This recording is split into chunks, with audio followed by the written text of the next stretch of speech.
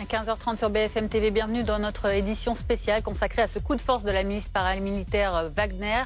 Moscou a ouvert une enquête pour mutinerie armée. Les soldats de Prigojine, partis de Rostov, ce matin, progressent rapidement vers Moscou, situé à 1000 km au nord. À la mi-journée, ils avaient d'ailleurs déjà dépassé Voronezh, situé à mi-chemin. On en parle évidemment avec nos invités, nos spécialistes. Nous faisons vivre cette évolution en direct, minute par minute, avec notamment Patrick Sauce, éditorialiste politique international BFM TV, le général Jérôme Pellistrandi, consultant de défense BFM TV. Nous sommes également avec Olga Prokopieva, porte-parole de l'association Russie à Liberté. Également avec nous Jean-François Boutor. Vous êtes journaliste, écrivain et auteur de Poutine, la logique de la force aux éditions de l'Aube. Ainsi que David Rigoleros, chercheur associé à l'IRIS. Patrick, on va déjà commencer à commenter certaines images qui nous sont parvenues assez récemment, des images de policiers. On va les voir un peu plus tard. Avant ça, on va parler de la situation donc à Moscou. On le disait, conséquence immédiate de cette rébellion d'Evgeny Prigojine, puisque la capitale et sa région ont été placées sous haute surveillance, le régime d'opération antiterroriste. Benjamin Berthaud. Un périmètre de sécurité pour interdire l'accès à la place rouge, au lieu du pouvoir. Et dans certaines rues de Moscou, ce matin, des voitures de police en nombre et des militaires en armes. Afin d'empêcher d'éventuels attentats, le régime d'opération antiterroriste a été instauré à Moscou et dans sa région. Les moscovites ont découvert au réveil ce nouvel état de fait. On voit des soldats patrouiller dans les rues. Ils ont mobilisé tout le monde. Nos gars font leur métier. Ils protègent la population. Mais c'est quand même un peu effrayant. Je pense que tout se passera bien. Mais s'ils mettent en place ce genre de mesures, c'est qu'il doit y avoir une bonne raison. C'est un peu plus tôt aujourd'hui que le dispositif a été déclenché. Ces véhicules de police se précipitent vers le Kremlin. Des chars blindés ont été aperçus dans les rues de la capitale. Une présence confirmée par l'agence de presse russe TASS. Ici, les voilà filmés par des moscovites incrédules. Preuve que les autorités prennent au sérieux les déclarations de Yevgeny Prigojine et ce que le président Poutine présente comme une mutinerie. Ici, le chef de la milice Wagner, avec ses hommes dans la ville de Rostov, devenue sa base avancée, à un peu plus de 1000 km de Moscou, presque aux portes de la capitale. Des cérémonies ont d'ores et déjà été annulées à Moscou. Et l'illustration de cette ville de Moscou qui se barricade avec les toutes dernières images qui nous parviennent, on va les commenter avec vous, Patrick Sauce. Regardez ce déploiement de militaires et de policiers donc à Moscou.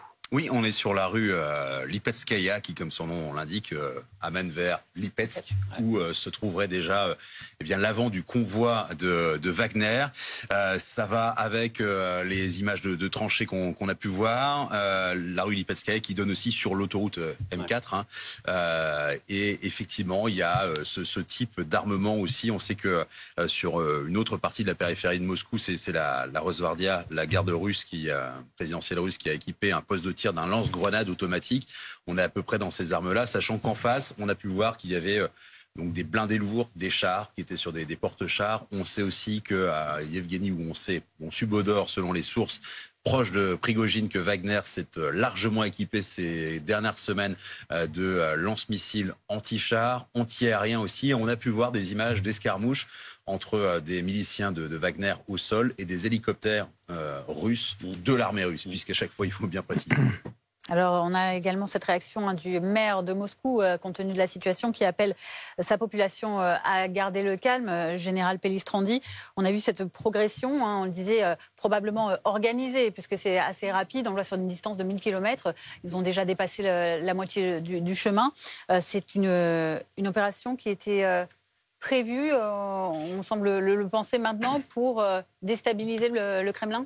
Alors, est-ce qu'elle a été prévue depuis longtemps? En tout état de cause, on voit que derrière, ça fonctionne relativement bien, puisque l'avancée est spectaculaire en quelques heures. Alors, tout ça, il faut le remettre dans le contexte. Il y a eu un décret, un oukase signé par Vladimir Poutine, obligeant en fait les milices privées à rentrer dans le rang en quelque sorte.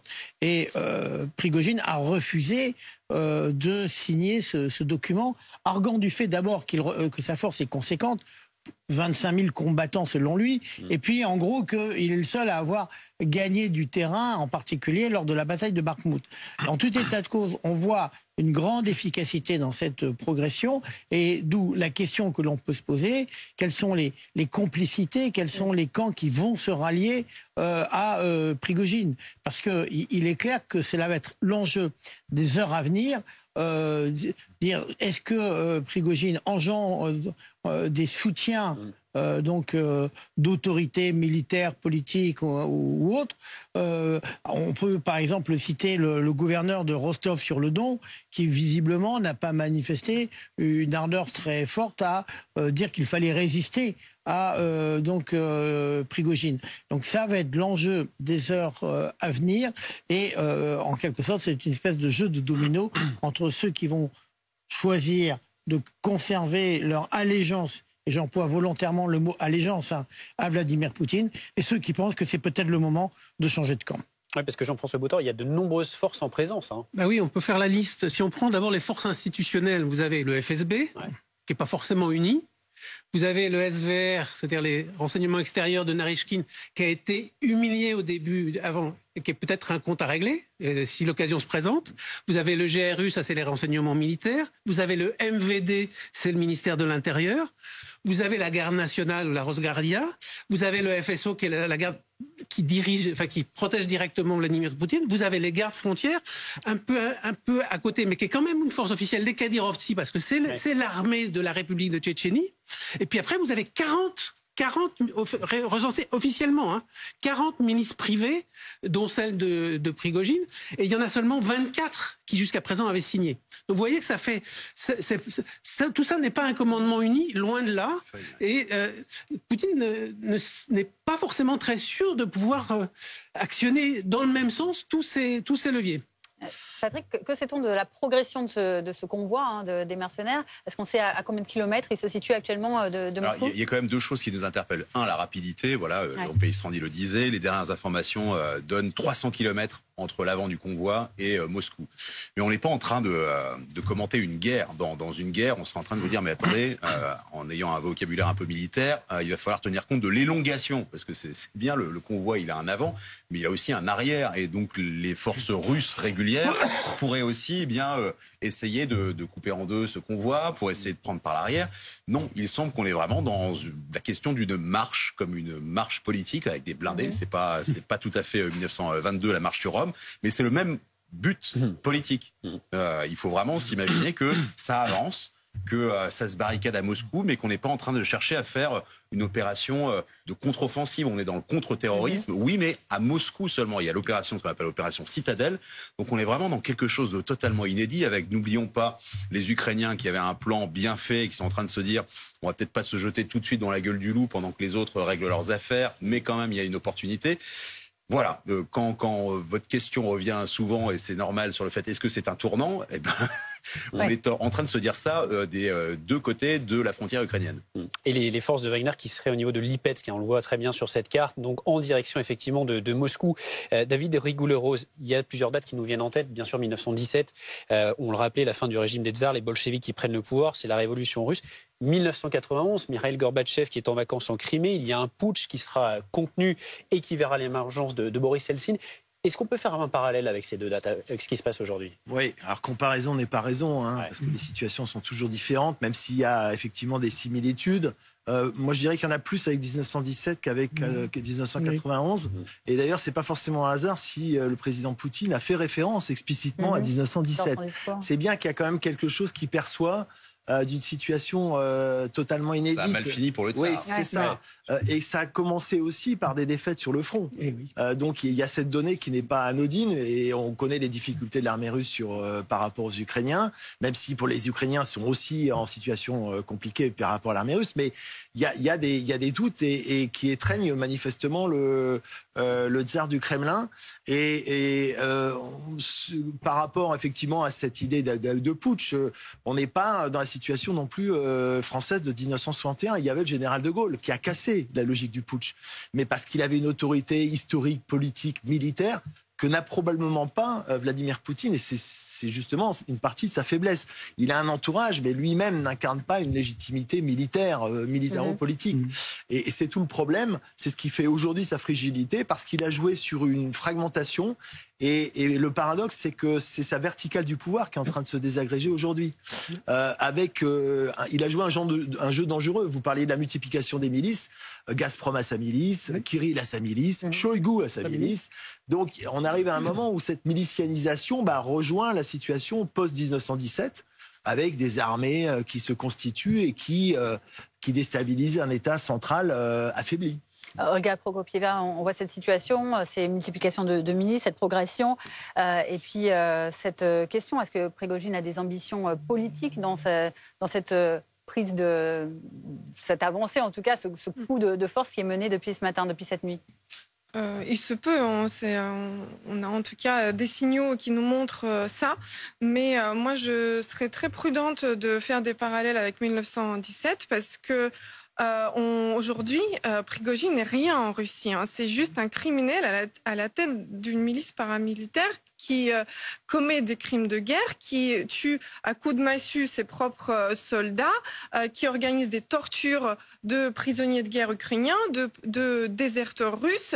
Il ne représente strictement rien en Russie. Et Poutine n'a, lui non plus, pas le soutien d'une majorité quelconque de la population russe. Donc une guerre civile, pour qui, pourquoi, on n'y croit pas vraiment. Nous, au sein de notre association, on est contre toute résistance violente au régime parce qu'elle conduise à des pertes civiles et c'est ce qu'on est en train de voir arriver en Russie. Les Russes sont en train de voir la guerre arriver chez eux et la seule bonne, on va dire, conclusion qu'on espère qu'ils pourraient faire, c'est que Poutine leur a toujours menti jusque-là. Poutine a nourri des criminels. Poutine a fait en sorte que le pays se retrouve dans le chaos, que le pays mène une guerre qu'il ne contrôle complètement pas et qu'il faut en finir avec ces deux régimes criminels. Ce qui montre la gravité de la situation, c'est aussi cette prise de parole de Vladimir Poutine. Il était un peu plus de 9 heures, heure française. Vous l'avez suivi en direct avec nous sur BFM TV. Il a, dans une allocution donc à la nation, mis en garde les rebelles de la milice Wagner. Écoutez. N'importe quelle querelle intérieure, n'importe quel trouble intérieur est une menace mortelle pour notre peuple, pour notre pays. Et nos actions pour défendre notre pays de cette menace seront très sévères et très dures. Ceux qui ont consciemment choisi la voie de la trahison, du chantage, des méthodes terroristes vont être punis très rapidement. Ils seront responsables devant le peuple et devant la loi. Les forces armées et d'autres organisations ont eu un ordre spécial. Des mesures antiterroristes sont introduites à Moscou et dans la région de Moscou. Les actions décisives vont être entreprises pour résoudre le problème à Rostov-sur-Don. Jean-François Boutor, cette mise en garde, cet avertissement de Vladimir Poutine, on l'a entendu avec cette menace. Ceux qui ont choisi la voie du chantage seront punis très rapidement. Alors il y a forcément de la com, on sait qu'il y a beaucoup de guerres de communication dans ce contexte. Que risque concrètement Prigojine ? De toute façon, il risque sa peau, forcément. Mais il a dit lui-même que de toute façon, il prenait le risque de mourir. Il risque sa peau, mais il la risque depuis déjà un certain temps. En gros, depuis qu'il est allé à Barmout, pour tout dire. Il y a un mois. Puisqu'il s'est engagé dans un mouvement où il jouait sans doute un jeu avec Poutine, mais il savait sans doute que ce jeu avait des limites et que peut-être il aurait envie d'autre chose. Mais peut-être aussi d'ailleurs que Poutine n'a pas compris jusqu'où il pouvait jouer avec lui, parce que sans doute aussi, Poutine a voulu lui faire occuper une partie de l'espace politique du côté des ultranationalistes, espace politique qui était vide depuis la mort de Zhirinovsky, et il faisait au fond bien le pendant. Mais ce qu'il n'a pas compris, c'est que sa créature, parce que c'est vraiment une créature de Poutine, sa créature avait d'autres qualités et d'autres ambitions. Parce que c'est quand même, je suis totalement d'accord avec vous, c'est un criminel absolu. C'est quand même quelqu'un qui vendait des petites filles. Il faut se rappeler ça. Le début de la carrière de Prigojine, il mettait des gamines sur le trottoir. Donc c'est quand même un salopard. Mais ce salopard est un salopard très malin, très intelligent. Manifestement, il a les neurones beaucoup plus débridés que tout l'environnement de Vladimir Poutine, qui est, si j'ose dire, figé dans la trouille. Pas simplement la trouille de tomber maintenant, mais qui était, on l'a vu en scène au début de l'invasion, qui était figé dans la peur devant le grand maître. Et là, le grand maître, il est nu, et c'est pour ça qu'il risque beaucoup. Parce que quand vous avez le sentiment que le patron, le caïd, ne peut plus vous protéger, vous allez chercher s'il y en a un autre qui peut faire office. Alors les regards se tournent aussi bien sûr du côté de l'Ukraine. On va rejoindre notre envoyé spécial en Ukraine, Benoît Ballet, qui est à Zaporijia. On imagine que du côté des Ukrainiens, on se frotte les mains, Benoît? Oui, naturellement, parce que c'est du pain béni pour les Ukrainiens de voir cette milice de Wagner et son patron se livrer, ça y est, un combat, se dire opposé véritablement au ministre russe de la Défense ainsi qu'au président russe Vladimir Poutine et d'entendre également Vladimir Poutine désavouer Evgeny Prigojine. Je vous propose d'écouter des réactions d'habitants de la ville de Zaporijia recueillies ce matin au micro d'Hugo Dorsemen. J'ai appris ça ce matin sur Telegram. C'est une excellente nouvelle. J'étais si heureuse. Je me suis dit, mon Dieu, c'est formidable qu'ils fassent demi-tour, qu'ils se débrouillent entre eux avec leurs problèmes et qu'ils nous laissent tranquilles. Je suis vraiment heureuse de ce qui se passe là-bas. Qu'ils s'expliquent entre eux maintenant. C'est positif. Qu'est-ce que vous voulez que je vous dise d'autre? Parce qu'ils ont enfin quitté notre territoire, ils ont quitté Bakhmout et ils sont rentrés chez eux. J'espère, je prie, pour que tout se termine bientôt et que le pays soit de nouveau en paix. Et si ces habitants, on l'entend, ont le sourire, leur président, Volodymyr Zelensky, ne s'est pas officiellement, lui, réjoui de ce qui se joue aujourd'hui en Russie. Il a préféré expliquer que le constat est le suivant, que la Russie est donc un pays qui fait état de sa faiblesse, une faiblesse à tous les niveaux en Russie. Benoît, l'Ukraine peut-elle en profiter pour accélérer cette contre-offensive qu'elle vient de démarrer? Écoutez, c'est toute la question et c'est ce à quoi il va falloir être attentif dans les jours qui viennent. Alors ce matin, le ministère russe de la Défense s'est très rapidement inquiété du fait qu'à cause de ces déclarations, à cause des agissements d'Evgeny Prigojine, l'Ukraine puisse contre-attaquer dans la région de Bakhmout. C'est là qu'étaient notamment positionnés les soldats de Wagner. Alors c'est très difficile de vous répondre sur ce sujet parce que évidemment l'état-major ukrainien ne donne pas d'indication sur les actions en cours comme sur les prochaines actions. On comprend, c'est une question de stratégie et de sécurité de ces soldats. Voilà, est-ce que l'Ukraine va pouvoir percer les lignes russes, ce qu'il n'est toujours pas possible de faire, ce qui n'a pas été fait jusqu'à maintenant puisque cette contre-offensive piétine. On parle de seulement 8 villages qui ont été repris depuis le début de la contre-offensive il y a quelques semaines. C'est vraiment toute cette question et ce à quoi il va falloir être attentif et nous ne serons pas les seuls à scruter ces informations. Évidemment, tous les Ukrainiens ont les regards tournés vers la ligne de front. Merci beaucoup Benoît Ballet, envoyé spécial de BFM TV en Ukraine. On apprend à l'instant que la Lettonie annonce renforcer la sécurité à ses frontières, ne plus laisser entrer les Russes sur son territoire. On le disait, les combattants de Wagner qui seraient au niveau de Lipetsk, donc à 300 km environ de Moscou. Général Pellistrandi, comment est-ce que vous voyez les prochaines heures? Alors en fait, l'objectif de Prigojine, c'est d'arriver le plus vite possible à Moscou, parce que Moscou, c'est le symbole du pouvoir. Et effectivement, des véhicules blindés de Prigojine qui arriveraient sur la place rouge, eh bien, ça signifierait, même si Vladimir Poutine s'est réfugié à Saint-Pétersbourg, son échec politique. Bon, maintenant, ce n'est pas fait. Il y a encore quand même 300 km à faire. C'est compliqué. Et tout va dépendre, en fait, des ralliements locaux, telle force de police qui est censée peut-être bloquer l'autoroute, vont-ils oser ouvrir le feu? Ça va être important et on voit bien qu'aujourd'hui, la problématique de Prigojine, ce sont les ralliements et que s'il obtient un certain nombre de ralliements, il pourrait arriver assez rapidement près de Moscou. Donc on voit bien l'enjeu symbolique que va représenter la poursuite de la progression et À l'inverse, si Moscou décide de se défendre, ça veut dire qu'il va y avoir des combats qui pourront être meurtriers et des images qui vont être terribles, parce que là, ce seront des images de guerre civile à Moscou. Et ne l'oublions pas, la dernière fois que Moscou a été menacé militairement, c'est en 1941, à la fin 41. Donc là aussi, une instrumentalisation historique qui va être faite. Donc les heures à venir vont être extrêmement cruciales. Et sur un plan international, Patrick, on remarque également que ça bouge, beaucoup de réactions internationales. Avec beaucoup d'appels aussi. Exactement, des appels. Alors déjà du côté donc, de la Russie, on apprend par le porte-parole du Kremlin que Vladimir Poutine a échangé avec la Biélorussie, avec le Kazakhstan, avec l'Ouzbékistan. On apprend également qu'il y a un soutien... Pas avec le Kazakhstan, exactement. Parce que c'est un allié qui commence depuis quelques mois.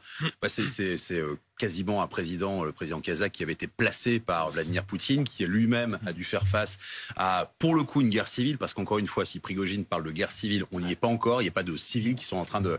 Les civils, là, on voit les images, ils sont en train de faire le plein, pour essayer de... Le plein de nourriture et le plein d'essence, ils pensent à eux d'abord. Bref, le Kazakh a dit, c'est un problème privé. Ensuite, effectivement, on peut voir différentes réactions et surtout différentes échelles. Vous avez... comment les anciens pays baltes qui disent on ferme tout, comment plus personne ne peut rentrer, surtout pas les Russes. Vous avez la Pologne, le président Duda qui a dit il y a quelques heures on passe l'armée en état d'alerte maximale, alerte maximale aussi pour les forces de l'ordre. Vous avez au milieu les Tchèques qui ont pris ça sur le ton de l'ironie très forte en disant tiens c'est étonnant des Russes qui se battent entre eux. Et puis vous avez, plus on va vers l'Occident, plus on a des réactions coordonnées. On avait eu effectivement celle d'Emmanuel Macron, puis de Rishi Sunak, le Britannique, mais il y a eu un appel, ça n'a pas été confirmé encore par le Quai d'Orsay, mais ça l'a été par le porte-parole, on va dire, le chef de la diplomatie européenne, Joseph Borrell. Il y a eu un appel entre les ministres des Affaires étrangères du G7, où il doit y avoir une communication dans pas très longtemps, mais de toute façon, du côté du Quai d'Orsay, on me dit qu'il y a eu des liens très forts, des contacts très serrés, à la fois entre la ministre et ses homologues. On rappelle, ça y est, Joe Biden, il est réveillé depuis longtemps, il doit aller à Camp David en fin de journée. Il y aura peut-être un appel là aussi, mais surtout, il y a les appels entre Paris, le Quai d'Orsay, l'Élysée et les ambassades, à la fois à Kiev et à Moscou surtout. Les téléphones chauffent. Merci beaucoup. Restez avec nous sur BFM TV, suite de notre édition spéciale dans un instant. Le groupe Wagner qui se rapproche de Moscou. Il est à environ 300 km au niveau de la ville de Lipetsk. Vladimir Poutine dénonce une trahison de Prigojine, le chef de ce groupe paramilitaire russe. On suit l'évolution de cette rébellion en direct, minute après minute, presque même seconde après seconde sur BFM TV. À tout de suite.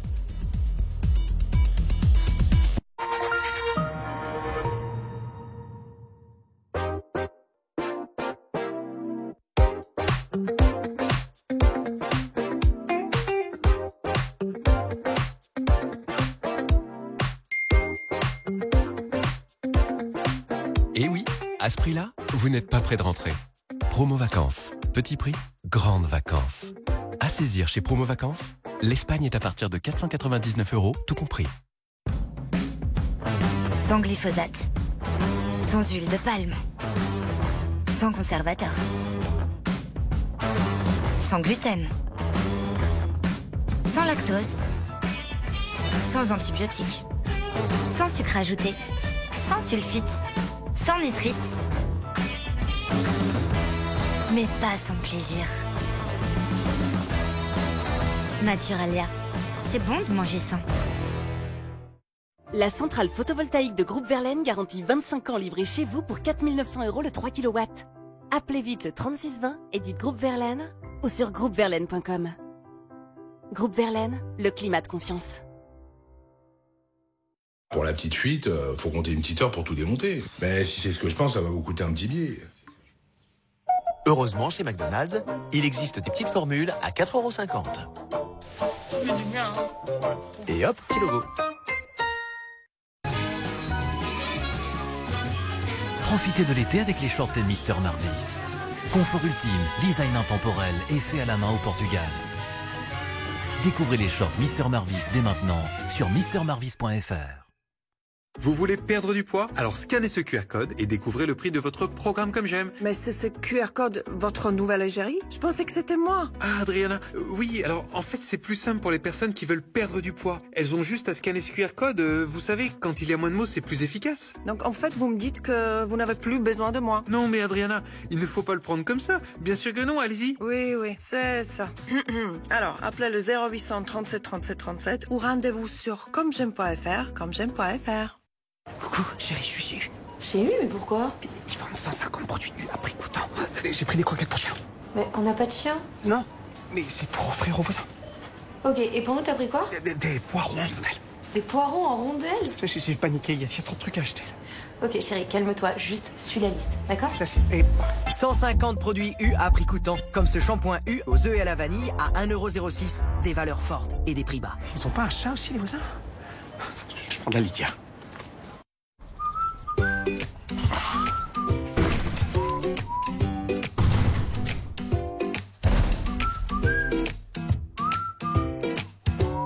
Avec Bip & Go, ne vous arrêtez plus au péage. En ce moment, profitez de 15 mois offerts et du badge à 0 €. Rendez-vous sur bipandgo.com.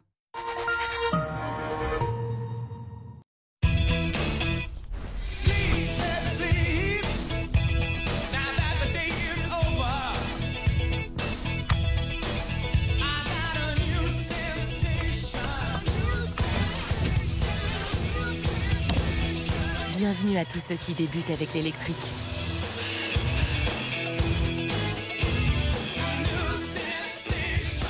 Et en ce moment, dans le réseau Renew, profitez de 1 000 € de bonus écologique sur Zoé E-Tech 100% électrique d'occasion.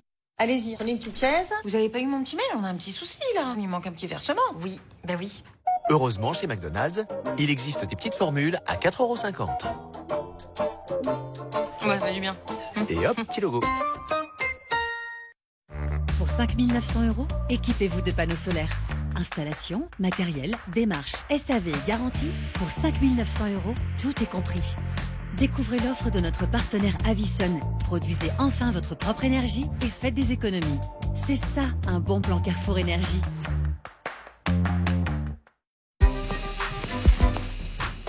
C'est pas Versailles ici! C'est pas Versailles ici! C'est pas Versailles ici!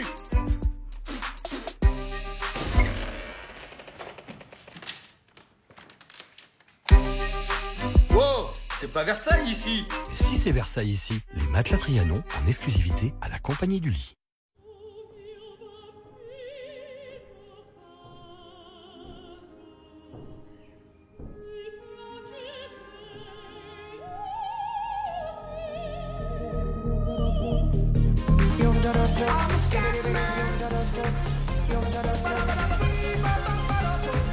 On ne choisit pas ses voisins, mais on peut trouver sa maison idéale sur Se Loger.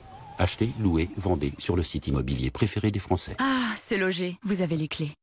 Nouvelle EQE SUV 100% électrique.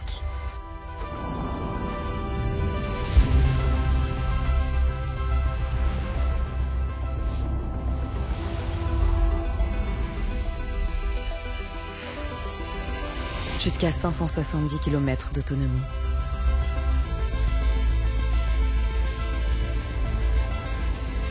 Découvrez le nouvel EQE SUV.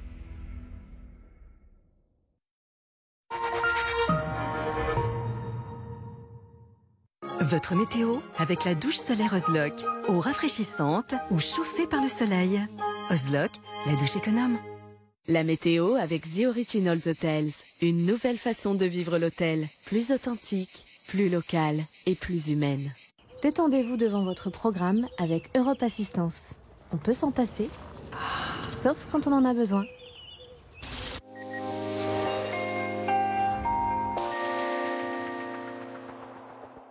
Et c'est donc désormais l'anticyclone des Açores qui nous protège et qui nous apporte bien ce soleil sur l'ensemble du pays. Enfin, après cette semaine très agitée, regardez cette France totalement dégagée. Pas de précipitations, des conditions tout à fait estivales et qui vont résister quand même, en tout cas tout au long du week-end. On aura demain matin juste quelques plaques de grisaille sur la pointe bretonne, également quelques nuages bas là sur les côtes basques ainsi que sur les côtes du Languedoc-Roussillon, du Roussillon plus précisément, sur la Corse également, partout ailleurs. Donc du plein soleil dès le début de la matinée. Il résiste dans le courant de l'après-midi. On aura quand même quelques passages nuageux là qui arrivent un petit peu sur la côte basque, notamment jusque dans l'intérieur des terres. On retrouve toujours un petit peu de grisaille, un petit peu plus de passages nuageux sur la pointe bretonne, partout ailleurs du grand soleil. Et vous allez voir les températures qui vont nettement grimper. Pic de chaleur donc pour cette journée de dimanche. Le matin, des valeurs déjà très élevées, notamment dans la capitale. 18 degrés à Paris, tout comme à Bordeaux. Il fera jusqu'à 23 degrés à Nice. Et dans le courant de l'après-midi, ça grimpe encore d'un cran. Ce sera la journée la plus chaude de cette série. 35 degrés à Montélimar, 34 degrés à Paris, 23 degrés dans le même temps à Brest. C'était votre météo avec la douche solaire Ozlock. Eau rafraîchissante ou chauffée par le soleil. Ozlock, la douche économe. C'était la météo avec The Originals Hotels. Une nouvelle façon de vivre l'hôtel, plus authentique, plus locale et plus humaine. C'était votre programme avec Europe Assistance. On peut s'en passer, sauf quand on en a besoin.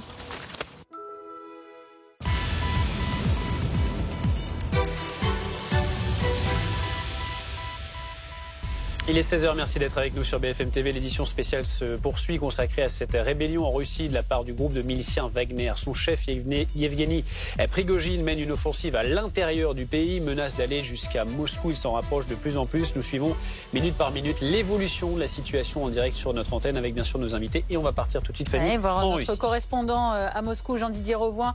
La sécurité a été renforcée forcément dans la capitale avec cette opération antiterroriste.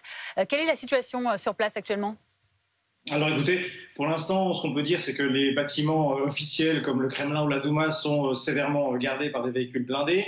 Ce qu'on peut dire également, c'est que pour un samedi, le trafic en ville de Moscou est quand même relativement léger.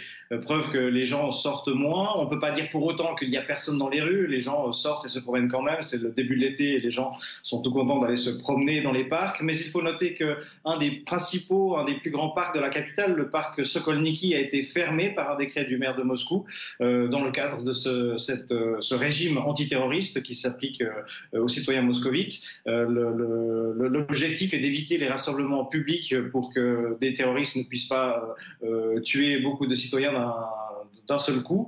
Et donc ce régime qui est mis en place depuis cet après-midi par le maire de Moscou comporte également un contrôle filtrant des principales artères qui permettent d'entrer et de sortir dans Moscou, des contrôles opérés grâce à des poids lourds qui sont placés en travers de la route. Tout cela dans le but de filtrer et d'éviter une pénétration trop facile des hommes de Wagner dans la capitale, s'ils devaient arriver jusque-là, ce qui est pour l'instant très prématuré. Avant tout cela, les moscovites vivaient à peu près normalement avec cette entrée dans l'été, mais avec ces renforts de sécurité, comment réagit la population sur place ? Écoutez, la population, comme je vous le disais, des gens sortent normalement, des gens circulent, mais comme il y a moins de monde dans les rues, on est forcément obligé d'imaginer que les gens préfèrent rester chez eux en attendant de voir comment la situation va évoluer, ce qui va vraiment se passer, si des combats vont éclater ou non, si cette rébellion va se calmer, comment le pouvoir va réagir. C'est beaucoup d'incertitudes et les moscovites se disent certainement qu'ils sont le plus en sécurité à la maison si les choses devaient mal tourner, ce qui n'est pas le cas pour l'instant, clairement à Moscou. Donc les moscovites n'ont pas reçu d'instructions particulières, en tout cas pour le moment ? Non, pas directement, dans le sens où il y a ce régime antiterroriste qui s'applique avec toute une série de restrictions de mouvement, c'est-à-dire que les policiers peuvent vous demander des papiers du véhicule, peuvent vous réquisitionner vos véhicules, même en cas de besoin. Il y a toute une liste de choses que les pouvoirs peuvent faire dans le cadre de ce régime antiterroriste qu'ils ne peuvent pas faire d'habitude. Mais pour l'instant, il n'y a pas de risque majeur. On n'a pas vu une intensification des groupements policiers, de patrouilles plus fréquente que d'habitude. Tout reste relativement calme dans le centre de Moscou. Merci beaucoup Jean-Didier Revoin, le correspondant de BFM TV à Moscou. Pour bien comprendre la situation, ce qu'il est en train de se passer sur place, on va voir ça avec vous, Patrick Sauce, en carte, avec donc on va quitter la France. Voilà, on va quitter la France. On va partir quand même avec la carte de la Russie, avec notamment ces troupes de Wagner qui seraient actuellement, Patrick, au niveau de Lipetsk. On est à 300-400 km de Moscou. J'ai presque envie de retourner en France, en tout cas pour l'analogie. Il faut quand même s'imaginer qu'on serait en France. Il y aurait une horde sauvage avec 150 à 400, c'est le dernier chiffre, véhicules blindés notamment, qui ont quitté la rocade bordelaise, qui montent sur la 10 à fond, à 130. Et à Paris, on sera en train de se barricader sans plus de mesures. C'est exactement ce qui est en train de se passer. Alors oui, entre Rostov-sur-le-Don et Voronezh, il y a eu quelques tentatives d'interception par des hélicoptères de l'armée russe. Mais on sait que s'il y a eu quelques explosions dans le convoi, on ne connaît pas le bilan chez Wagner. On sait qu'il y a entre 1 et 5 appareils qui ont été abattus. Quand je dis appareils, ce sont des hélicoptères, mais on a vu des images qu'on essaye de sourcer vraiment d'un avion de l'armée, donc de l'aviation russe, qui aurait été touché. Voronezh, ça a été atteint. On a vu qu'il y avait des flammes, un incendie dans un dépôt de carburant. Et puis en ce moment, on est du côté de Lipetsk. Là, on est à entre 400 et 300 km de Moscou. Et là aussi, lorsqu'on entend les autorités de Lipetsk, qui ne sont pas en train de dire comment nous sommes du côté de Moscou. Non, c'est barricadez-vous, laissez la police faire son travail, et c'est-à-dire s'occuper du trafic, pas faire du contre-terrorisme, et surtout, vous ne bougez pas. Et ce qu'on voit chez les civils sur tout ce trajet-là, ce sont des gens qui, à Rostov-sur-le-Don, donner des fleurs, prenez des photos, et sur le reste, en fait, ils sont en train de faire le plein de nourriture et de carburant. Alors, on voit le tracé, Patrick, sur la carte. Donc, c'est parti de Rostov-sur-le-Don ce matin. Donc, ça s'est passé en quelques heures, même si, visiblement, des forces étaient déjà prépositionnées depuis quelques heures, voire quelques jours. Il y a une information à garder en tête, même si, effectivement, stratégiquement, on a cherché, c'est Prigojine qui l'a dit, puis le groupe Wagner sur Telegram, qui ont dit voilà, on va chercher à avoir la base aérienne. Évidemment, vous savez pourquoi, pour essayer d'aller beaucoup plus loin, et le quartier général du district militaire sud. Important de dire ce que c'est que ce quartier général du district militaire sud. Sud de la Russie, mais aussi de l'Ukraine, parce que c'est de là qu'on gère à la fois la marine, c'est-à-dire la flotte de la mer Noire, mais aussi la Crimée, l'oblast de Kherson, parce que les Russes, malgré toute la communication du Kremlin, ils ont bien compris que tenir l'oblast de Kherson sur place, c'était un petit peu compliqué. Donc ils sont là. Et ça, aujourd'hui, c'est Wagner qui a. Mais on a appris également, pour revenir sur votre question initiale, c'est que selon une source proche de la garde de sécurité de Prigojine, ça fait 2 mois qu'il y pense. Qu'il a menti pendant 2 mois, notamment lorsqu'il était à Bakhmout, avec ses images devant des corps. Il montrait les corps des miliciens Wagner en disant « on ne nous donne pas d'armes ». Il a menti, il les a reçus. Il les a amassés, notamment du matériel anti-char et anti-hélicoptère. Et ce matériel anti-hélicoptère, il a déjà fonctionné aujourd'hui sur la route de Moscou. Tout était anticipé, calculé. Merci beaucoup, Patrick, pour ces précisions, bien sûr importantes. En carte, pour comprendre la situation. Beaucoup de questions, Fanny, qui se posent sur cette situation. Avec nos invités également. Merci à Jean-François Colosimo de nous avoir rejoints. Vous êtes historien spécialiste du monde de l'orthodoxie et auteur de La crucifixion de l'Ukraine, 1000 ans de guerre de religion en Europe, aux éditions Albin Michel. Nous sommes toujours également avec Olga Prokopieva. Et avec David Rigoleros. David Rigoleros, d'ailleurs, je me tourne vers vous, puisqu'on vient de voir cette progression. On entendait Patrick Sauce dire que probablement cette opération était préparée. Comment se fait-il qu'on a l'impression que Moscou ne réagisse pas finalement à cette avancée vers la capitale ? Ça, c'est le vrai problème et le vrai gros point d'interrogation, parce que compte tenu justement du départ de Rostov, il y a quand même une latitude géographique qui permettrait, en théorie, d'arrêter une colonne de ce type.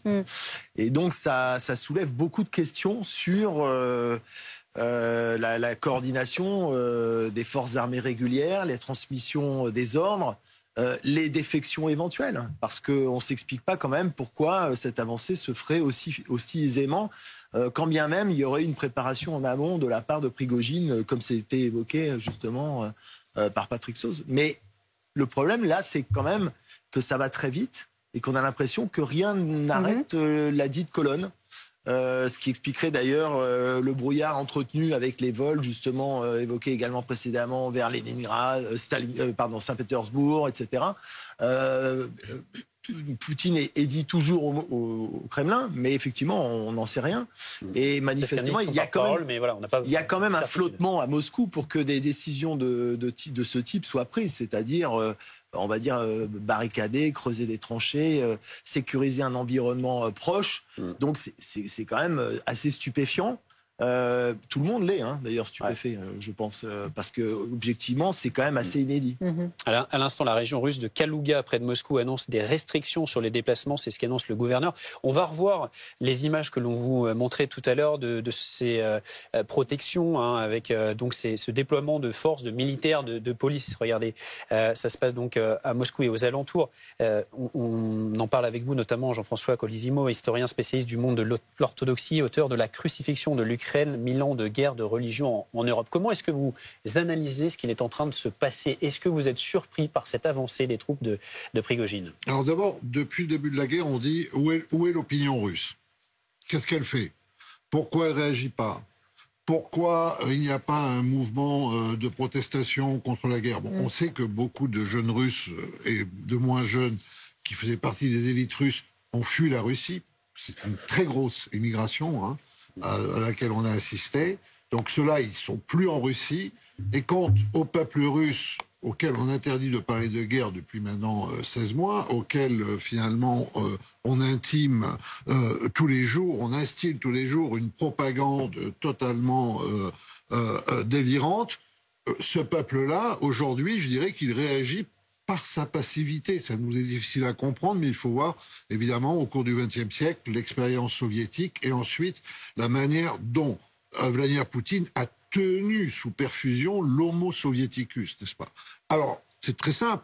La Russie, c'est un pays qui marche à l'envers, hein, donc on s'attendait à une espèce de protestation démocratique, que ce serait la mouvance libérale qui allait d'un coup créer une encoche dans la chape de plomb. Non, c'est l'ultra-droite.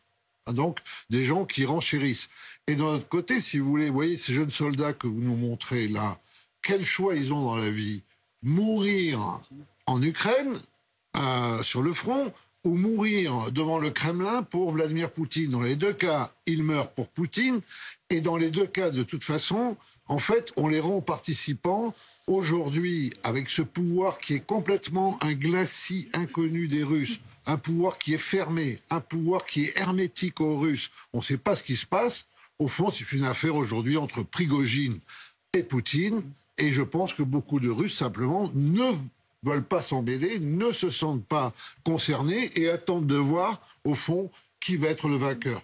Un bémol, tout de même, c'est pas la première fois que quelqu'un qui marche sur Moscou trouverait Moscou déserté sans pour autant, à la fin, gagner la bataille finale, n'est-ce pas? Souvenez-vous de Napoléon. Patrick Sauce, est-ce que concrètement on peut imaginer que des combats puissent intervenir d'ici ce soir, d'ici les prochaines heures à Moscou? Encore une fois, c'est très compliqué. Je reviens sur la carte et sur ce côté qui dépasse toute stratégie militaire.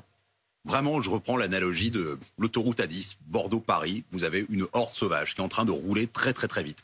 Et vous avez le pouvoir central qui sera en train de barricader la porte d'Orléans en se disant, bon, attendons, attendons, attendons. Et c'est tout.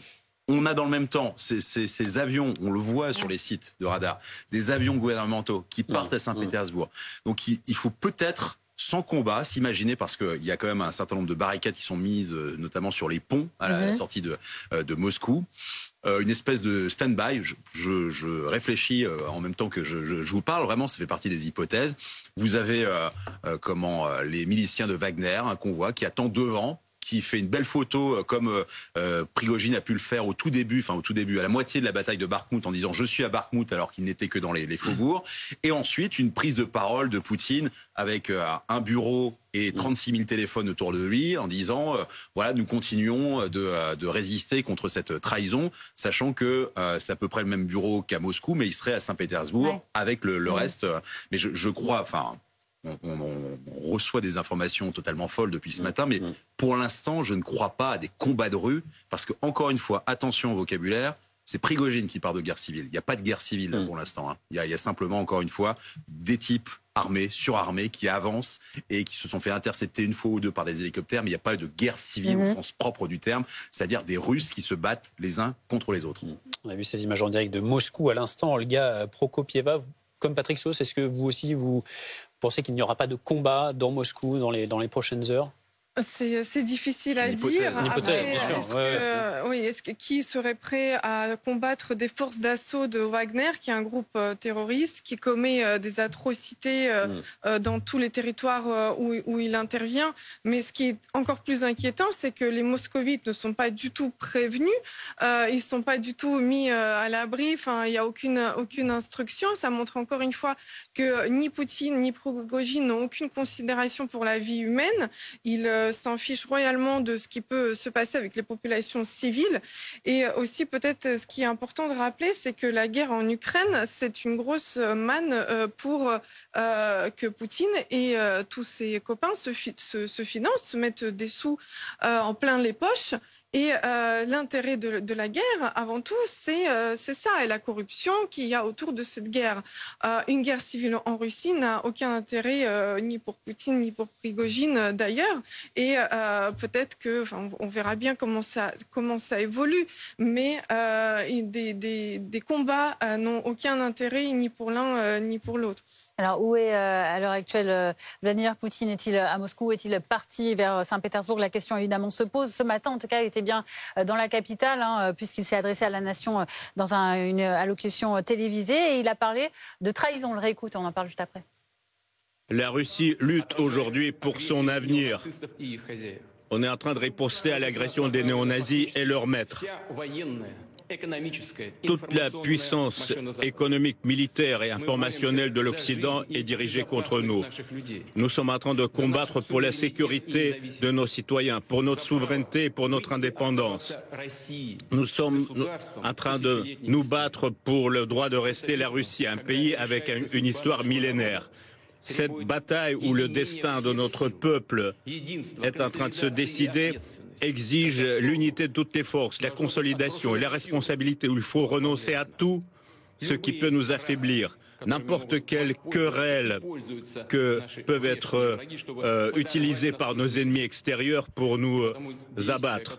Donc les actions qui cassent notre unité, c'est en fait la trahison de notre peuple, de nos combattants qui se battent sur le front. C'est un coup dans le dos de notre peuple et de notre pays. Réaction quelques heures plus tard d'Evgeny Prigojine. Wagner ne se rendra pas, a-t-il indiqué. Écoutez. En ce qui concerne la trahison de la patrie, le président Vladimir Poutine se trompe lourdement. Nous sommes des patriotes, nous nous sommes battus et nous nous battrons encore, tous les membres de Wagner. Et personne ne se rendra sur ordre du président, du FSB ou de qui que ce soit d'autre. Parce que nous ne voulons pas que le pays continue à vivre dans la corruption, la tromperie et la bureaucratie. Voilà, toujours ces échanges contradictoires d'une partie ou de l'autre. Olga Prokopieva, on a notamment entendu cet opposant à Poutine, Mikhail Khodorkovsky, qui a lui appelé à aider le chef de Wagner contre le régime de Poutine. On a l'impression que là, tout le monde est un peu en train de choisir son camp pour essayer de prendre part à ce qui va se passer ces prochaines heures et qui a l'air d'être un tournant de l'histoire pour la Russie. Khodorkovsky était assez seul en fait dans sa volonté d'aider Poutine. La majorité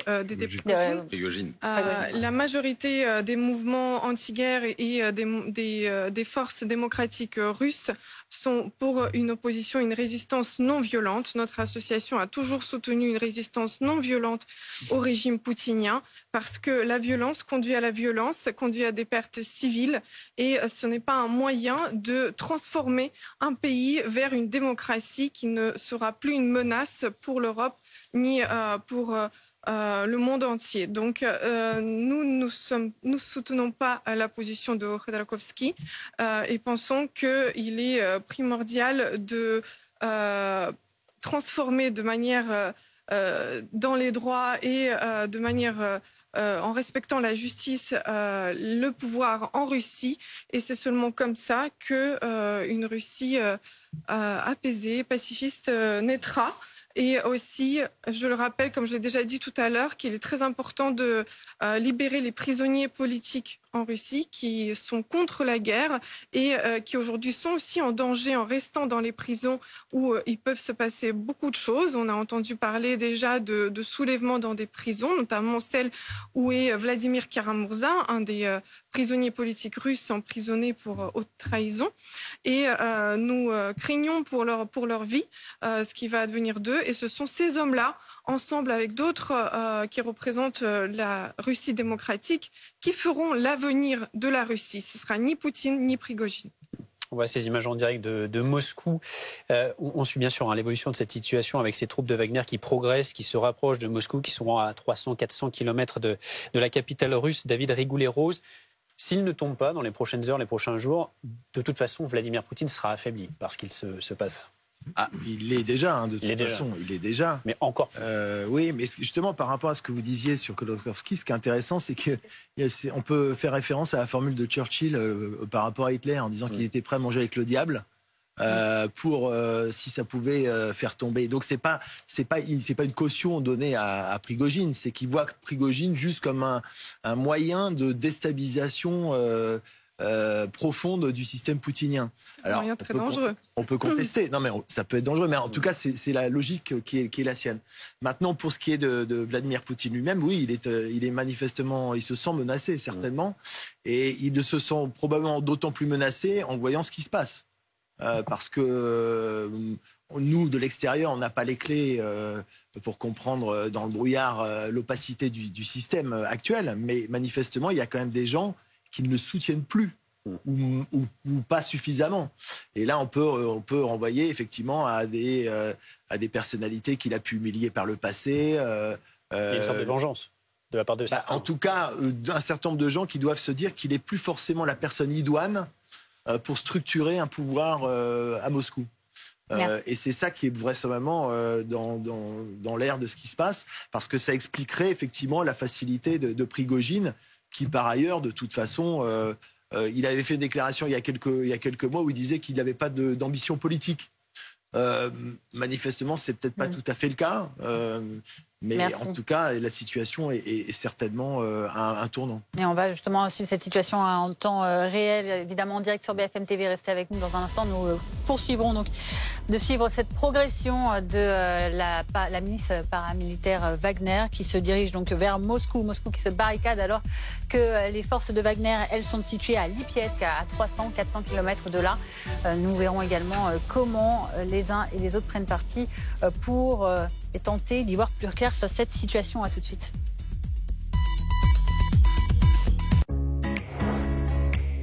Bonsoir et bienvenue. Nous sommes ensemble pour 2 heures d'infos sur BFM TV. Jean-Baptiste Boursier et son équipe décryptent l'actualité sans langue de bois. Vouloir, c'est pas pouvoir, monsieur Leclerc. Entendez bien ça, pour être moins cher, il faut le vouloir. C'est du concret, ça. Évidemment, c'est ça la vraie vie. Pour partager avec vous l'info du week-end. Je pense que ça doit être la panique à bord. Refaire le match alors qu'il a été joué, c'est toujours simple. Juste, on fait pause là, arrêt sur image, c'est très important pour les gens qui nous regardent. On a mis la charrue avant les vieux. Quand vous expliquez l'écho, je comprends tout, là. Bien fait. Voilà, bonsoir. BFM TV SD, vendredi, samedi, dimanche. Vos fins de journée avec Jean-Baptiste Boursier, en direct sur BFM TV.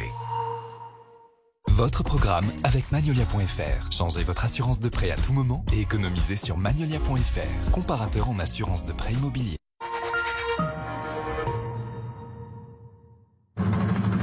Si vous n'êtes pas du genre à filer des coups de main, que faire de la place aux autres, c'est vraiment pas votre truc.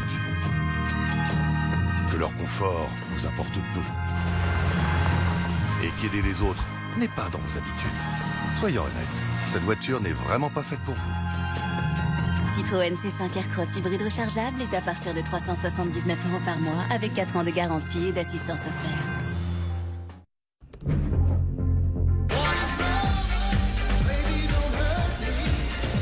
On ne choisit pas ses voisins, mais on peut trouver sa maison idéale sur Se Loger. Achetez, louez, vendez sur le site immobilier préféré des Français. Ah, Se Loger, vous avez les clés. Pour 5 900 €, équipez-vous de panneaux solaires. Installation, matériel, démarche, SAV et garantie. Pour 5 900 €, tout est compris. Découvrez l'offre de notre partenaire Avison. Produisez enfin votre propre énergie et faites des économies. C'est ça, un bon plan Carrefour Énergie.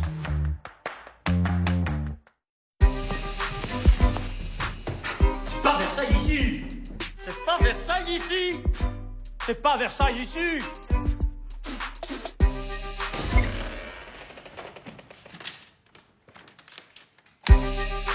Wow, c'est pas Versailles ici. Et si c'est Versailles ici, les matelas Trianon en exclusivité à la compagnie du lit. Êtes-vous en situation de surpoids ou d'obésité? Pour le savoir, il faut calculer votre IMC, le fameux indice de masse corporelle. Pour le connaître, scannez le QR code juste là. Au-delà de 25, vous êtes probablement en situation de surpoids. Au-delà de 30, en situation d'obésité. Par exemple, Erika avait un IMC de 27,7. Elle était donc en situation de surpoids. Aujourd'hui, grâce à Comme J'aime, Erika a retrouvé un IMC normal de 22,7. Et vous en êtes où? Scannez le QR code là. C'est simple, gratuit et sans engagement.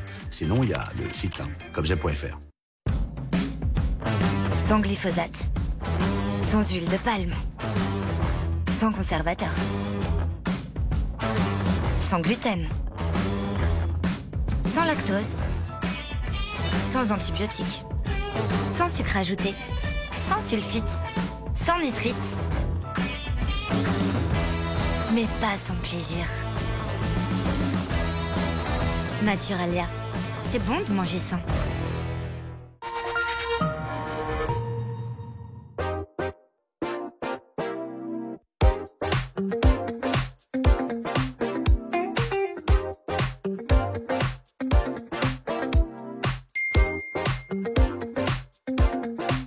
Et oui, à ce prix-là, vous n'êtes pas près de rentrer. Promo Vacances. Petit prix, grandes vacances. À saisir chez Promo Vacances, la Grèce est à partir de 499 €, tout compris. Les belles au bois dormant d'aujourd'hui ont très bien capté comment se faire réveiller en beauté. Chut, il arrive. Ok, je me tais. Croissant chaud. Donc je disais, chez Aldi, le pain et les viennoiseries sont cuits en magasin, et ça, tout au long de la journée. Aldi, place aux nouveaux consommateurs. Mais oh, c'est pas Versailles ici. Et vous croyez où là? C'est pas Versailles ici. Hop, hop, hop, hop. C'est pas Versailles ici. On est chaque jour un peu plus nombreux à faire des économies d'énergie. Du 1er juillet au 30 septembre, avec l'offre spéciale gaz de Total Energy, profitez d'une réduction de 10% sur le kilowattheure de gaz pendant 1 an.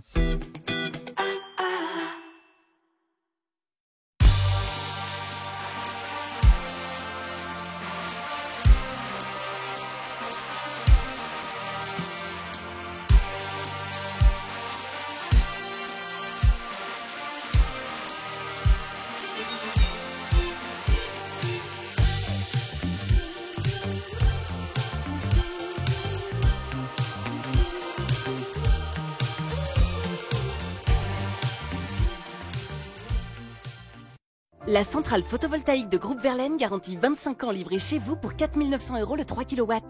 Appelez vite le 3620 et dites Groupe Verlaine ou sur groupeverlaine.com. Groupe Verlaine, le climat de confiance. Eh, le frigo! Quoi? Il va pas se remplir tout seul. Oh, c'est abusé. Eh, le rangement! Il va pas se faire tout seul, hein. Oh, le linge! Il va pas se laver tout seul. Toujours moi. Et l'assurance pour le nouveau, ça va se faire tout seul. Ah ouais. Proposez aux colocataires une assurance qui couvre automatiquement les nouveaux arrivants. C'est ça, construire dans un monde qui bouge. CIC. C'est pas Versailles ici. C'est pas Versailles ici. C'est pas Versailles ici.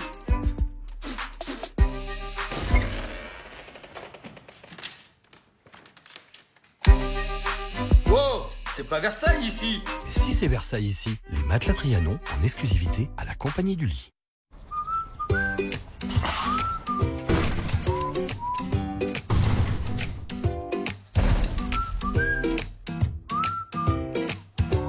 Avec Bip & Go, ne vous arrêtez plus au péage. En ce moment, profitez de 15 mois offerts et du badge à 0 €.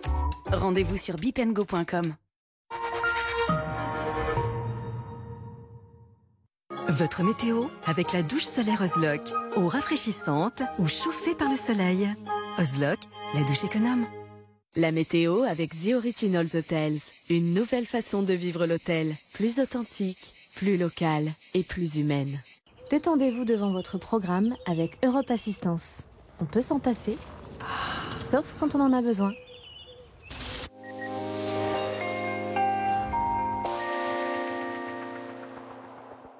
Et c'est donc désormais l'anticyclone des Açores qui nous protège et qui nous apporte ce soleil sur l'ensemble du pays. Enfin, après cette semaine très agitée, regardez cette France totalement dégagée. Pas de précipitations, des conditions tout à fait estivales et qui vont résister quand même, en tout cas tout au long du week-end. On aura demain matin juste quelques plaques de grisaille sur la pointe bretonne, également quelques nuages bas là sur les côtes basques ainsi que sur les côtes du Languedoc-Roussillon, du Roussillon plus précisément, sur la Corse également, partout ailleurs. Donc du plein soleil dès le début de la matinée.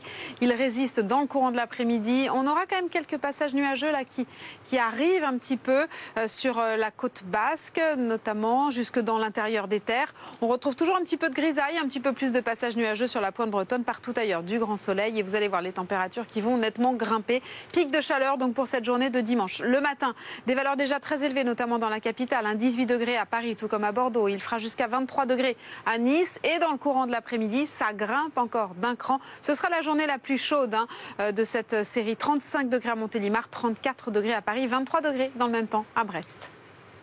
C'était votre météo avec la douche solaire Ozlock, eau rafraîchissante ou chauffée par le soleil. Ozlock, la douche économe. C'était la météo avec The Originals Hotels. Une nouvelle façon de vivre l'hôtel, plus authentique, plus locale et plus humaine. C'était votre programme avec Europe Assistance. On peut s'en passer, sauf quand on en a besoin.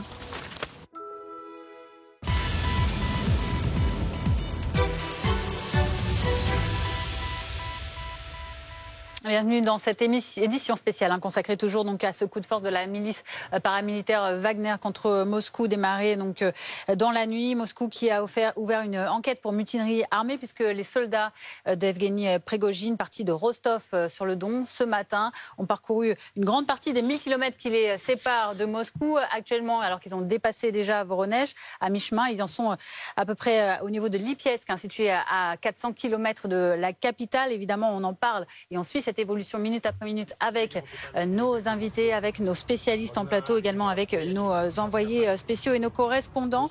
Patrick Sauce, on va regarder avec vous ces images. On y voit des camions qui transportent du sable, qui étaient censés donc bloquer la route, la progression des forces de Wagner, et qui sont donc repoussés. Donc on voit Wagner qui pousse quand même ces camions de sable et qui continue leur progression. Je crois que pousser, c'est le bon mot, parce qu'on ne voit pas non plus qu'on est passé au bulldozer et que ça a été envoyé. Ça a été repoussé, sans trop de ménagement. On a enlevé le frein à main et on les a mis sur le côté. On est au sud de Voronezh.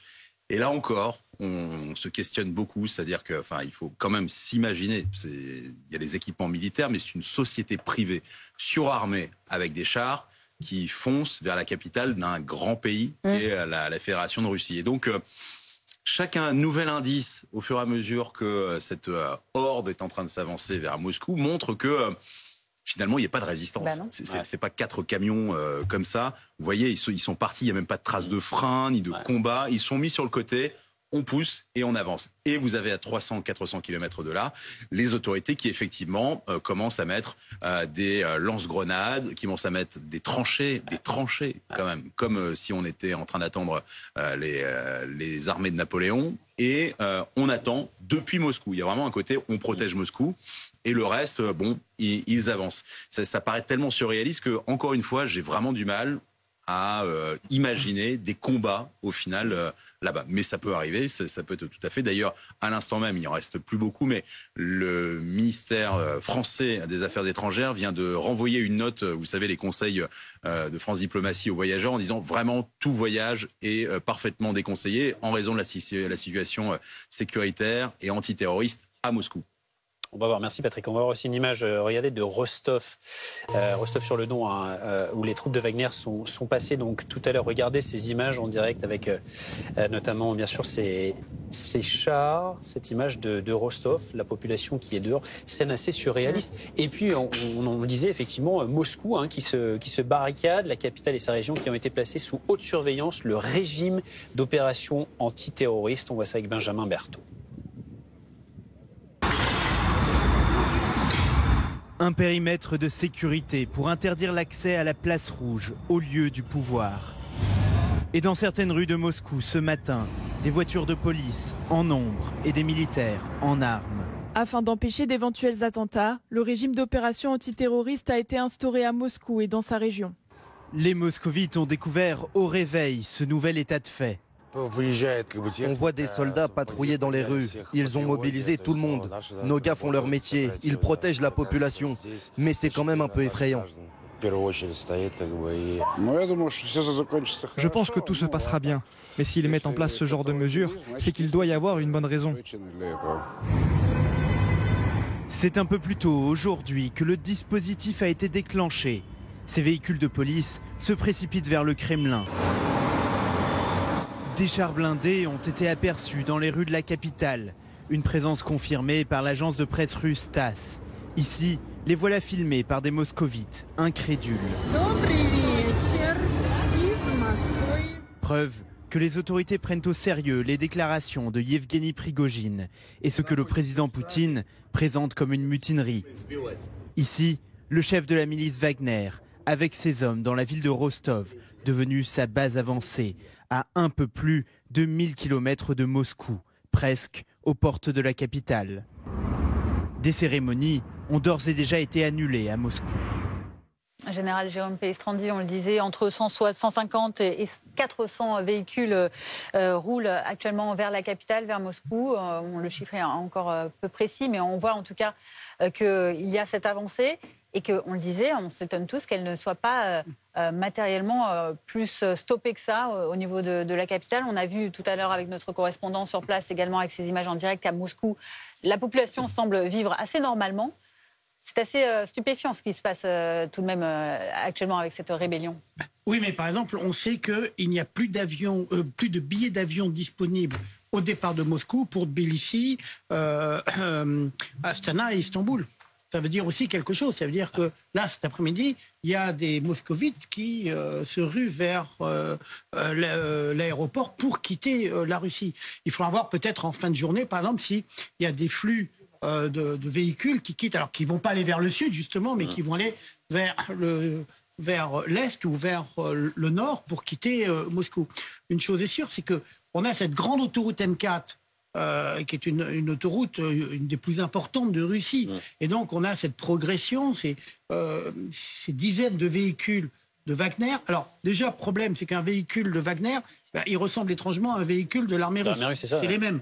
Bon, donc, et quelle va être l'attitude par exemple, des postes de police qui sont le long de la route?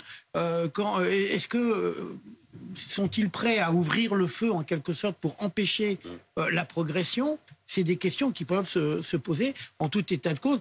Pour donc Wagner, l'objectif, c'est de progresser le plus vite possible pour arriver le plus proche de Moscou, mais c'est vrai que les heures à venir... Et pour y faire quoi, en fait? C'est ça la question. On voit que c'est une progression très rapide, on l'a vu depuis ce matin, ça va très vite, mais on n'a toujours pas d'indice qui nous donne finalement la finalité de cette opération. En fait, c'est d'arriver place rouge. Dire j'arrive avec quelques véhicules militaires place rouge, l'effet médiatique, le symbole. Il est là, c'est le symbole. David Rigoulet-Rose, c'est vrai qu'on est quand même très surpris par ces images. Vous êtes surpris, vous, par le fait que ces troupes de Wagner puissent avancer aussi facilement, finalement, sans résistance de la part de l'armée russe? Tout le monde l'est, parce que objectivement, il y a un déficit d'explication. Dans un cas comme ça, effectivement, a priori, ils sont sur une autoroute. C'est assez stupéfiant de voir que rien ne semble les arrêter, ni même les ralentir. La question de l'espace aérien, de la fermeture de l'espace aérien se pose aussi, puisque vous évoquez les vols. Mais dans un cas comme ça, en général, il y a une législation particulière qui ordonne la fermeture de l'espace aérien, la surveillance des réseaux de transport, etc. Et là, on a l'impression qu'il y a un flou, un flottement général qui effectivement soulève énormément de questions. On va voir les images à Rostov, d'où est partie donc, cette rébellion ce matin. Jean-François Colosimo, on le disait, ça a surpris un peu tout le monde, y compris donc, les Russes dès ce matin. On voit ces chars qui sont en plein milieu des rues, les gens qui ne savent pas trop s'ils doivent vivre normalement, circuler normalement au milieu de ces soldats, de ces mercenaires. Oui, mais je crois que depuis le départ, on ne pose pas la bonne question. C'est pas une affaire entre Poutine et Prigojine. C'est-à-dire, c'est pas Prigojine qui est important, c'est le troisième homme, n'est-ce pas, qui donc quelqu'un qui est aux manettes derrière Prigojine. Qui ne s'est pas encore montré, soit qui est aux manettes, soit qui profitera de l'opération Prigojine. pas sûr qu'il soit aux manettes. Ce qui est sûr, de toute façon, Prigojine n'est pas tout seul. Poutine et Prigojine vivent dans le même clan. Poutine lui-même n'est que, au fond, le grand arbitre avec un immense pouvoir d'un clan qu'il a mené au pouvoir, n'est-ce pas? Et par rapport à ce clan, ce qui se passe aujourd'hui, c'est que d'abord, ce clan s'est disloqué sous l'effet de la guerre, parce que la guerre n'est pas gagnée. Deuxièmement, il y avait des gens qui, dans ce clan, n'étaient pas pour la guerre, et à qui Poutine est en train de donner raison. Et ensuite, il y a des gens qui pensent aussi à l'après-guerre, et qui pensent simplement que Poutine est fini, n'est-ce pas? Alors, je veux dire que ça soit pour eux une divine surprise, Prigojine, ou qu'ils donnent un coup de main, ou qu'ils aient donné un feu vert implicite, il y a tout de même dans ce clan deux personnalités qui comptent. La première, c'est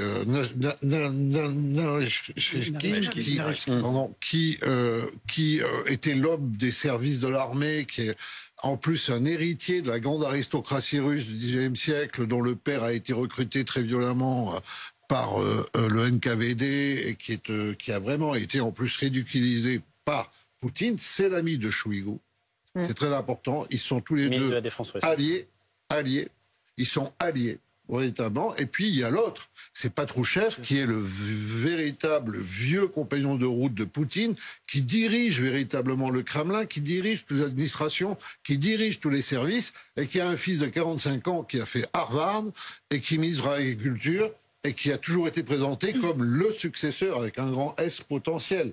Alors, il y a Sechin aussi. Ouais, Sechin aussi. Mais que ces gens-là voient dans Prigojine un effet d'aubaine, un effet d'opportunité, ou qui lui est d'ores et déjà un peu facilité la voie, ce qui se passe de toute façon, c'est qu'on ne verra pas demain Prigojine, à mon sens, au Kremlin, en train de régner sur la Fédération de Russie. On verra les gens à qui ça a profité. Et le deuxième point qui est important, c'est que oui, David le disait tout à l'heure, dans tous les cas, même si Poutine arrive à survivre à cette épreuve, ce qu'il faudra compter, ce qu'il faudra voir, c'est qui lui a permis de survivre à cette épreuve. Dans ce cas-là, on aura un pouvoir duel. Il faut un peu sortir de ce rapport, dans le sens où Prigojine, lui, deux choses. Un, il veut jouer un rôle politique, mais c'est surtout pour cristalliser l'aile la plus dure, la plus fascistoïde, la plus ultra-droitière des Russes. Et deux, surtout, il veut assurer le maintien de ses affaires en Afrique. Vous avez quand même affaire à un gangster vraiment de bas étage. C'est un criminel véritablement de bas étage. Je vous rappelle que dans son CV figure que sa première peine de prison, il y a à peu près une vingtaine d'années, ou 25 ans, c'était pour proxénétisme sur mineur. Donc, je veux dire, ne gonflons pas le personnage hors d'importance. Il y aura les services peuvent lâcher Poutine et serrer de près Prigojine. On voit qu'il y a de nombreux acteurs, évidemment, qui sont partie prenante. Alors, forcément, l'Ukraine s'intéresse beaucoup à la situation. On va retrouver notre envoyé spécial, Benoît Ballet, qui est à Zaporizhzhia. Benoît, on se frotte les mains du côté des Ukrainiens. Ça peut être tout bénéfice pour l'Ukraine, ce qui se passe. Et évidemment, vous avez raison. Beaucoup de sourires qui fleurissent sur les visages des Ukrainiens et des Ukrainiennes quand on leur pose cette question, quand on les interroge sur l'actualité. Avez-vous suivi ce qui se passe en Russie depuis ce matin? Oui, pour beaucoup. Je vous propose d'écouter des réactions recueillies ce matin au micro d'Hugo Dorsemen. J'ai appris ça ce matin sur Telegram. C'est une excellente nouvelle. J'étais si heureuse. Je me suis dit, mon Dieu, c'est formidable qu'ils fassent demi-tour, qu'ils se débrouillent entre eux avec leurs problèmes et qu'ils nous laissent tranquilles. Je suis vraiment heureuse de ce qui se passe là-bas, qu'ils s'expliquent entre eux maintenant. C'est positif. Qu'est-ce que vous voulez que je vous dise d'autre? Parce qu'ils ont enfin quitté notre territoire, ils ont quitté Bakhmout et ils sont rentrés chez eux. J'espère, je prie, pour que tout se termine bientôt et que le pays soit de nouveau en paix. Beaucoup de sourires et de joie, donc qui contraste quelque part avec la froideur avec laquelle le président ukrainien Volodymyr Zelensky a commenté cette actualité en Russie. Volodymyr Zelensky qui a simplement fait état d'un constat. Pour lui, cette actualité, ces événements révèlent toute la faiblesse de la Russie, une faiblesse totale, a déclaré le président ukrainien. Et pendant ce temps-là, Benoît, par ailleurs, il y a à Dniepro, à Kharkiv ou encore à Kiev, des tirs de missiles russes qui ont touché ces villes. On voit que la guerre se poursuit malgré tout. Oui, vous avez raison. Cette nuit, des tirs et des frappes russes qui ont fait, selon un bilan toujours provisoire, 3 morts et 11 blessés dans la capitale Kiev, mais également des explosions à Dnipro et à Kharkiv. La guerre continue et tout le monde, ces Ukrainiens, s'interrogent et espèrent que c'est ce qu'il se joue en ce moment en Russie, cet affrontement entre Evgeny Prigojine et le haut commandement russe va pouvoir porter ses fruits au niveau de la contre-offensive, va pouvoir permettre de fragiliser peut-être les défenses russes et permettre à l'armée ukrainienne de progresser plus en avant. Un symbole, il y a quelques minutes déjà, l'armée ukrainienne a officialisé la reprise du village de Krasno-Horivka, c'est dans la région de Donetsk, et c'est un village qui était occupé par l'armée russe depuis 2014 et la première invasion russe à cette époque-là. Donc peut-être ce village sera-t-il l'un des nombreux à être repris par l'armée ukrainienne. En tout cas, c'est un symbole et nous allons être évidemment, comme les Ukrainiens, extrêmement attentifs aux conséquences que pourraient avoir ces évolutions et les événements qui se déroulent en ce moment en Russie. Merci beaucoup Benoît Ballet, l'envoyé spécial de BFM TV en Ukraine à Zaporizhia. Vous vouliez réagir, Olga Prokopieva et Général Pellistroni après. Allez-y, Olga. Oui, merci. Je pense que les Ukrainiens devraient quand même être un peu prudents dans leur joie, parce qu'en effet, c'est une occasion pour eux peut-être d'avancer sur le front et l'Europe et toute la communauté internationale doit saisir aussi cette opportunité pour les aider à avancer et à libérer leur territoire. Mais il ne faut pas oublier que Prigojine n'a jamais dit qu'il veut la fin de la guerre en Ukraine. Prigojine, il veut au contraire s'armer mieux, chose que le ministère de la Défense russe ne lui permettait pas, et aller plus vite dans ses ambitions militaires en Ukraine. Donc il reste une menace forte pour l'Ukraine, et si jamais il arrive avec ses alliés sans doute à prendre un certain pouvoir en Russie, ça ne veut pas dire du tout que l'Ukraine peut vivre tranquillement, et il faut continuer à aider l'Ukraine et continuer à ne surtout pas miser sur un quelconque apaisement grâce ni à Poutine ni à Prigojine. Oui, très clairement, les ennemis de mes ennemis ne sont pas forcément mes amis. Alors, sur la ligne de front, il est clair que là, il y a une opportunité tactique pour les Ukrainiens, parce que il est sûr que les unités russes qui sont en premier échelon, elles sont au courant de ce qui se passe quand même derrière, et donc il peut y avoir des interrogations au niveau des pelotons, des compagnies, des bataillons, en disant oulala, on est dans une période extrêmement compliquée, qui nous donne des ordres, et donc il est possible aussi, et ça on le verra peut-être dans les heures ou jours qui viennent, à un moment donné, certaines unités russes qui vont peut-être décrocher pour se mettre à l'abri, parce que elles sont aussi sous le feu de l'offensive ukrainienne. Donc effectivement, pour les Ukrainiens, là, il y a une opportunité tactique à saisir dans les heures et les jours, parce que ces unités-là, elles sont forcément déstabilisées par ce qui se passe sur la ligne de front arrière. On va voir ensemble des images, je voudrais qu'on les décrypte ensemble, qu'on prenne le temps vraiment de les regarder. Ce sont, regardez, des images de chars qui sont en train d'entrer dans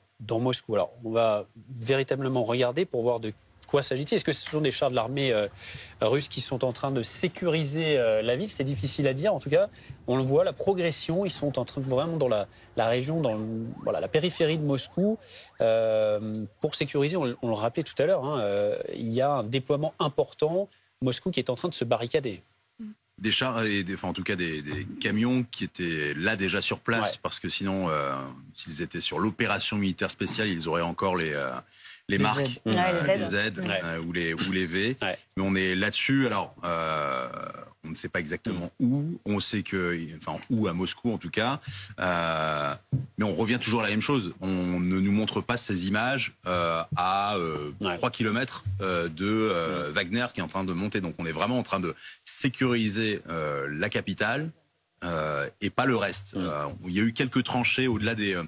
Dans la région qu'on a vu tout à l'heure en images avec ces fameux camions qui étaient sur les côtés, il y a d'autres images plus ou moins dans la même ville, Voronezh, où on voit que en fait une partie de la route a été détruite. Donc on est là pour ralentir, pas pour stopper. Encore une fois, on parle d'une armée très puissante, on ralentit mais on ne stoppe pas. Justement, on va avoir d'autres images qui illustrent ceci. Ce sont des images d'un point de contrôle, un checkpoint à Moscou également. Avec là aussi, on le voit, ces fameux camions de sable qu'on avait vu tout à l'heure sur l'autoroute et qui avaient été... En plus, puisqu'on parlait de circulation, pour l'instant, il n'y a pas de restriction de l'espace aérien. En revanche, il y a des restrictions de circulation. D'abord, dans vraiment la grande banlieue de Moscou, qui est faite de grands cercles concentriques. Mais il y a aussi, on a appris d'autres restrictions de circulation qui paraissent un peu plus étranges. Et par exemple, tous ceux qui habitent dans la DPR, c'est-à-dire la République dite démocratique de Donetsk, n'ont plus le droit de prendre la route de Moscou. Voilà. Donc on est en train de couper un petit peu les ponts, c'est le cas de le dire, entre Moscou et le reste. Et effectivement, alors il n'y a pas forcément, là ce sont plutôt des embouteillages qui sont causés par les barricades, par les militaires, mais on a vu aussi des embouteillages à la gare de Rostov-sur-le-Don, c'est-à-dire des gens, des Russes qui essayent de quitter, voilà, ainsi que dans d'autres villes sur ce chemin, cet immense chemin de 1000 km, cette route où il y a des gens qui font le plein et qui sont dans les bouchons pour prendre à manger et prendre de quoi rouler avec leur voiture. Situation complexe à Moscou. Jean-François Colosi, oui, je voulais dire que il faut bien comprendre qu'on a une situation qui est parfaitement dissymétrique des deux côtés. Déjà, les soldats russes, au début de la guerre, avaient du mal à imaginer qu'ils devaient tirer sur des Ukrainiens. Mais là, ce sont des Russes qui vont tirer sur des Russes. Et le deuxième point, c'est qu'il y a un déséquilibre profond. C'est que les soldats russes, et vous l'avez dit tout à l'heure, Olga, je veux dire, ils ont de quoi redouter ces miliciens Wagner, dont quelques-uns sont quand même des serial killers sortis de prison, qui avaient l'habitude de découper vivantes leurs victimes, tu vois. Bon, et donc, non mais, je veux dire, il y a aussi un effet de terreur, il y a un effet fratricide, et puis, encore une fois, pourquoi ? Le dernier point, c'est que les soldats de Wagner, enfin les miliciens de Wagner, ne sont pas des soldats. Poutine les a mis clairement ce matin dans une situation limite. C'est-à-dire, s'ils ne gagnent pas, qu'est-ce qui leur arrive ? On rappellerait que ce matin, il a parlé de Wagner, mais il n'a pas parlé de Prigojine. Le nom de Prigojine a été cité pour la première fois à la télévision russe hier soir, et la journaliste en plus qui l'a cité s'est fait taper sur les doigts, mais ce sont des noms interdits, puisque Poutine ne dit pas le nom de Navalny, le fameux dissident, ne dit pas le nom de Prigojine, mais ces gens qui sont avec Prigojine, ils ont parti lié avec son destin. Je veux dire, et il n'a ouvert aucune porte, Poutine, à une forme de négociation, d'amnistie, etc. Donc, on va aller vers une espèce, je dirais, de guerre de position où je vois mal des soldats russes réguliers ouvrir le feu sur les gens de Wagner. Je le vois mal, ça peut arriver, mais que ça devienne une bataille rangée pour Moscou, totale, tout autour de Moscou, ça j'y crois bien. Merci beaucoup Jean-François Colosimo, merci également à David Rigolet-Rose, à Olga Prokopieva, je vais y arriver, au général Pélistrandi et également à Patrick Sauce. Évidemment, vous retrouvez tout de suite la suite de cette actualité, de cette édition spéciale autour de Léopold Debert pour BFM Story Weekend, qui reviendra sur ces toutes dernières images de la situation qui évolue beaucoup à Moscou, vous le voyez, avec cette menace de l'approche des miliciens de Wagner et donc la ville, la capitale qui se barricade. On voit ces images notamment donc de ces camions qui font barrage, de ces également points de contrôle. Tout ce qui se passe donc actuellement autour de Moscou. C'est à suivre dans quelques minutes. Restez avec nous en direct sur BFM TV.